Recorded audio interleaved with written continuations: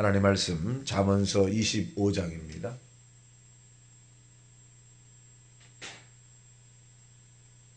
합독합니다. 시작.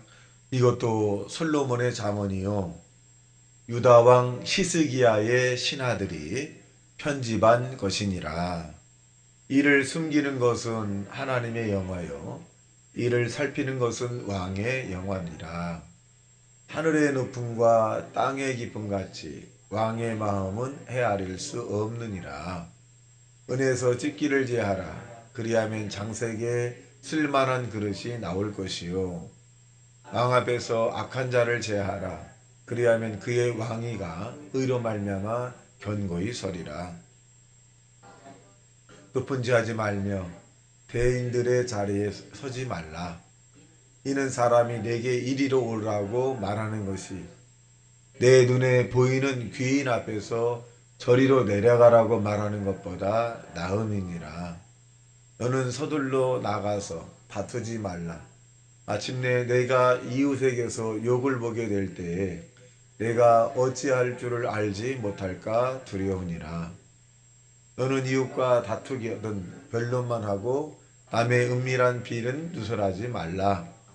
듣는 자가 너를 꾸짖을 터이요 또 내게 대한 악평이 내게서 떠나지 아니할까 두려우니라. 땅한 말은 아로새긴 은쟁반의 금사가니라. 슬기로운 자의 책망은 청종하는 귀의 금고리와 정금 장식이니라.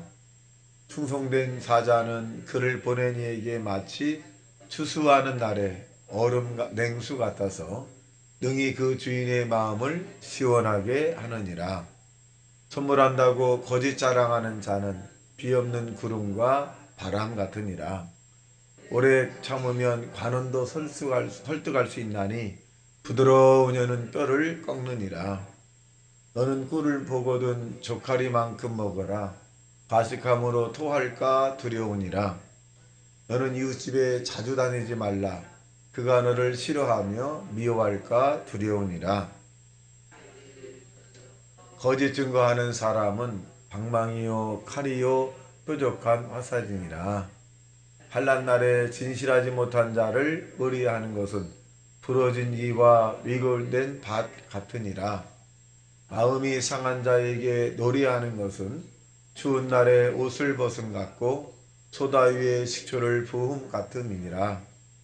내 원수가 배고파 하거든 음식을 먹이고 목말라 하거든 물을 마시게 하라. 그리하는 것은 핀 숯을 그의 머리에 놓은 것과 일반이요 여호와께서 내게 갚아 주시리라. 폭풍이 비를 일으킨 같이 참소하는 혀는 사람의 얼굴에 분을 일으키느니라. 다투는 여인과 함께 큰 집에서 사는 것보다 움막에서 혼자 사는 것이 나으니라. 먼 땅에서 오는 좋은 기별은 목마른 사람에게 냉수와 같으니라. 의인이 악인 앞에서 굴복하는 것은 우물물이 흐려짐과 샘이 더러워짐과 같으니라. 꿀을 많이 먹는 것이 좋지 못하고 자기의 영예를 구하는 것이 헛되니라. 자기의 마음을 제어하지 아니하는 자는 성을 무너지고 성벽이 없는 것과 같으니라. 아멘. 오늘 본문에 있는 내용의 중심 구절은 마지막 절 28절로 잡았습니다. 자기의 마음을 제어하지 아니하는 자가 아니라 자기의 마음을 제어하라. 이렇게 좀 문장을 바꿔봅니다. 자, 25장에 있는 내용을 보면 솔로몬의 잠언이라 그래요. 솔로몬은 하나님으로부터 1000번째 제사를 드리고 난 다음에 하나님의 축복을 받아 첫째는 지혜를 얻었다. 지혜. 하나님을 경외할 때 얻어지는 거죠. 이 지혜는 어느 때 필요하느냐? 사람이 이 땅에 살아가는데 가장 필요한 거예요. 그래서 사람이 지식적으로 살면 빡빡해요. 융통성이 없기 때문에. 그리고 상대가 힘들어요. 버거워요. 근데 지혜는 굉장히 부드럽습니다. 그래서 솔로몬이가 어릴 때 왕이 되어서 하나님 내가 어떻게 이 나라 이 민족을 이끌어나갈 수 있겠습니까? 그때 하나님께서 전무후무한 지혜를 주셨다. 그래서 솔로몬의 지혜. 두 번째는 이 솔로몬에게 하나님께서 이 장수의 복을 주셨죠. 장수. 그래서 이 솔로몬이가 하나님 앞에 1,000번의 제사를 지고 난 다음에 얻어진 그 일들이기도 합니다. 그래서 이 솔로몬의 이 잠언은 읽으면 읽을수록 심오한 그런 깨달음이 있게 돼요. 10년 전에 읽었고 또 1년 전에 읽었고 읽을 때마다 새로운 깨달음이 이렇게 자꾸 생기는. 자, 보겠습니다. 자, 4절 시작. 은에서 찢기를 제하라. 그리하면 장색에 쓸만한 그릇이 나올 것이다. 그래서 우리가 뭐 풀무라든 이런 부분에서 다 제거하잖아요. 그러면 좋은 것이 나오는 거예요. 우리가 어떤 일을 하게 될 때 갈까 말까 이런 마음이 들 때, 아니 가야 될까 말아야 될까? 그럼 어떻게 되냐? 가셔야 돼. 먹을까 말까 할 때는 안 잡숴야 돼. 네? 그러니까 내 중심에 대한 부분은 안 하는 것이 좋고, 또 이타적인 이야기에 갈등이 생기면 가는 것이 좋습니다. 그래서 이것을 거꾸로 하게 되면 먹을까 말까 하다가 먹으면 살찌는 이게 과식을 하게 돼. 과식을. 그래서 나 중심에 대한 부분은 중심에 대한 부분에 갈등이 생기면 제어하고, 이타적인 외부에 대한 부분을 하게 되면 가야 돼. 가야 됩니다. 그래서 이것을 잘하면 자기 마음을 잘 관리하지만 이것을 거꾸로 하면 굉장히 힘들어지는 경우가 많이 있습니다. 그래서 이런 부분들 있습니다. 또 7절 6절 시작. 왕 앞에서 스스로 높은 차지 말며 죄인들의 자리에 서지 말라. 이는 사람이 내게 이리로 올라오라 말하는 것이 내 눈에 보이는 귀인 앞에서 저리로 내려가라 말하는 것보다 나음이니라. 그러니까 스스로 내가 높은 데 올라가지 말라. 높은 데 자꾸 그만큼 사실은 우리가 올라간다는 얘기는 책임이 있는 것이고, 다른 사람이 아이고 당신은 귀한 사람입니다. 이렇게 좋은 데 올라오십시오. 여기 올라오셔야 됩니다. 이렇게 해도 좀 사양을 해야 되는데 내가 스스로 그 자리에 높은 데 올라가야 됩니다. 스스로. 그러면 굉장히 지혜롭지 못하는 거예요. 지혜롭지 못하는 것입니다. 그래서 저와 여러분 스스로 낮아지셔야 돼요. 낮아져서 사람들이 자꾸 해야 돼요. 과거에 이 중세시대에 보면 우리가 기독교와 천주교가 하나가 됐을 때 그때 보면 오늘날 얘기하면 총회장이죠. 또 더 넓게 하면 교황이에요. 그럼 이제 거기서 막 이 사람들이 우리를 이끌어갈 사람을 이제 막 추천하고 막 그러는데, 그 당시에 자기가 추천을 받으면 총회장이나 이제 그 교황 이런 걸로 추천을 받으면 어떻게 되느냐? 다 도망갔어요. 산속으로 도망가고 다 도망갔어요. 나는 그만한 자격이 안 됩니다. 내가 어떻게 그 당신들의 무리의 왕이 될 수 있겠습니까? 이 교황이 될 수 있겠습니까? 다 도망갔어요. 오늘날에는 내가 꼭 해야 됩니다. 이러면서 이제 노비를 막 하죠, 노비를. 그래서 이것이 달라요. 중세시대와 지금의 좀 다른. 그들이 왜 그랬을까요? 그들의 신앙심은 절대적으로 하나님이 나를 어떻게 보실까? 내가 정말 부족한데 그 자리에 올라가서 내가 할 수 있겠습니까? 이런 마음을 가졌고, 원래는 내가 이 땅에 사는 동안 한 번쯤은 해봐야 되지 않느냐, 뭐 이렇게 좀 달라요. 그래서 여러분은 높은 그런 마음을 품지 않고 낮은 마음, 아내를 섬기고 남편을 섬기고 교인을 섬기고. 그러니까 우리가 은혜를 많이 받았다는 얘기는, 하나님과 가까워졌다는 얘기 뭐냐면 예수님이 이 땅에 섬기려고 오셨잖아요. 그러니까 은혜를 많이 받은 사람은 어떻게 되느냐? 섬기는 사람이에요. 은혜를 덜 받은 사람이 섬김을 받으려고 하는 사람이에요. 지혜로운 사람이 섬기는 사람이고, 약간 덜 지혜로운 사람이 섬김을 받으려는 사람. 그래서 번어게인 거듭난 사람은 철저하게 하나님을 섬기듯이 사람을 섬겨요. 예수님 이름으로. 그들이 모자라고 힘이 없고 지혜가 없어서는 것이 아니라 예수님 이름으로 섬기는 거예요. 그래서 저와 여러분이 우리 주변에 있는 사람을 섬길 수 있는 것은 기회입니다. 부모를 섬기는 것도 기회고, 주변에 있는 사람을 예수님 이름으로 신방하고 예수님으로 기도해주고 예수님 이름으로 도와줄 수 있는 것은 상당히 귀해요. 이런 기회가 우리에게 다시는 오지 않을 수 있습니다. 그래서 저와 여러분이 윗자리에 서려고 하는 사람은 없겠습니다만은 가정에서부터 자꾸 섬겨야 돼요. 또 보겠습니다. 8절 시작. 너는 서둘러 나가서 다투지 말라. 마침내 내가 이웃에게서 욕을 보게 될 때 내가 어찌할 줄을 알지 못할까 두려우니라. 너는 이웃과 다투거든 변론만 하고 남의 은밀한 일은 누설하지 말라. 듣는 자가 너를 꾸짖을 터이요 또 내게 대한 악평이 내게서 떠나지 아니할까 두려우니라. 그러니까 우리가 다툴 수는 있어요. 그래서 우리가 이성적으로 이렇게 얘기를 하게 되고 그 이성에 대해서 상대가 기분이 이제 또 나쁘게 되면 감정으로 탁 튀어나올 수 있어요. 누구든지 감정적인 사람이 있잖아요. 그럴 때 이 사람의 말이 감정이라고 하면 이분이 감정적인 말하면 좀 오버하는구나. 자기 마음에 정돈된 것이 아니구나. 그래서 참아야 돼요. 참아야 돼요. 근데 그 감정에 대한 부분을 받고 그래 그렇게 나와 나는 감정이 없는 것 같아 딱 하면 감정과 감정이 부딪히면 이건 후회가 되는 거예요.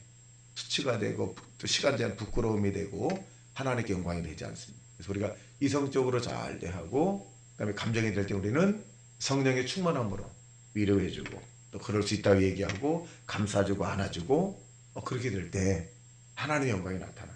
그래서 악을 악으로 이는 이로 피는 피로 갚지 말고 감정으로 왔을 때 우리는 한 단계 높은 이 성령의 믿음의 그런 것을 이렇게 안아주셔야. 그리고 또 좀 손해 좀 보고 또 우리가 더 나가서 자기 자신의 그 감정을 좀 숨기는 것이 굉장히 중요하다. 그럴 수 있습니다. 자, 11절 시작.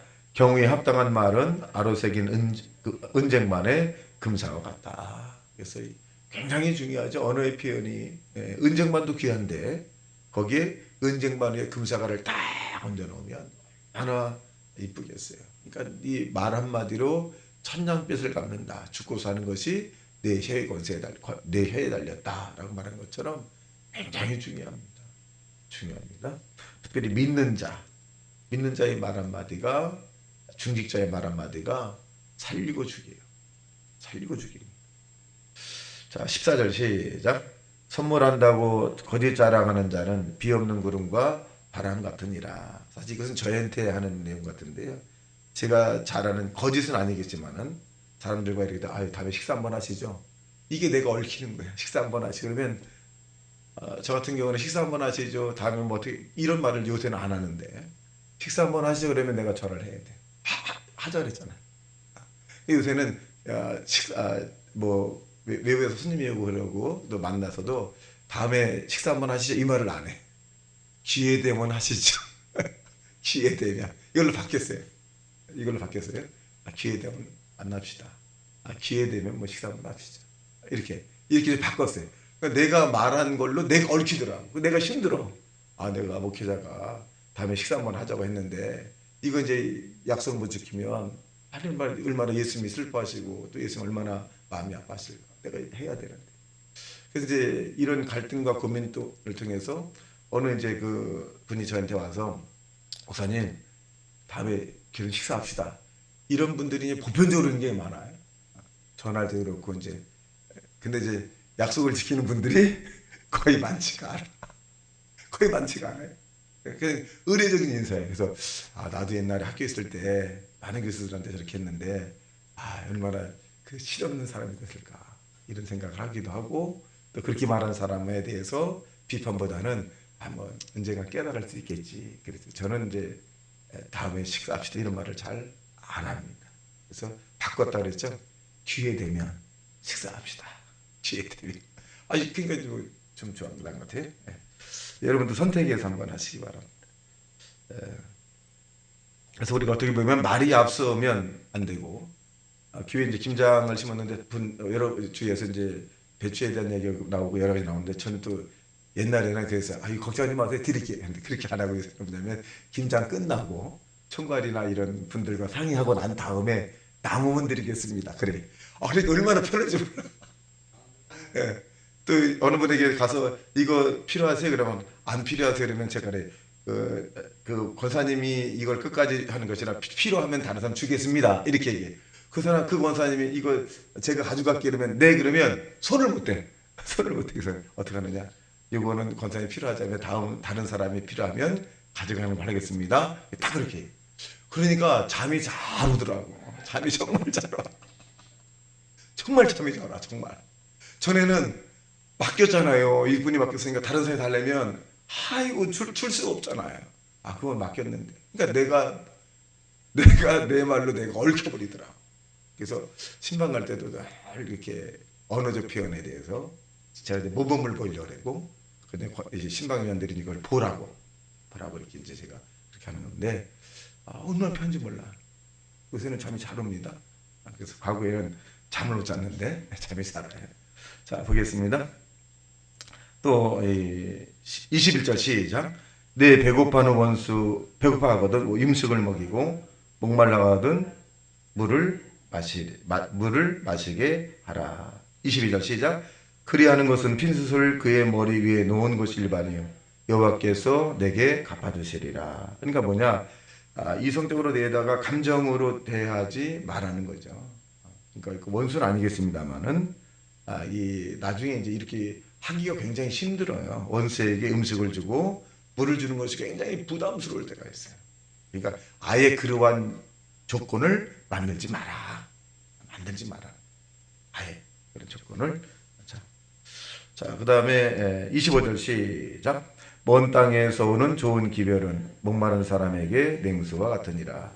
먼 땅에서 오는 좋은 기별은 뭐 여러 가지 있죠. 근데 우리가 사람과 사람 관계 속에서 어떤 얘기냐, 이 믿음의 언어를 표현해주고 또 사랑한다, 또 그 사람의 좋은 점을 칭찬해주는 이런 부분들이 우리의 그 듣는 사람에게 나중에는 시원하게 준다, 이렇게 표현합니다.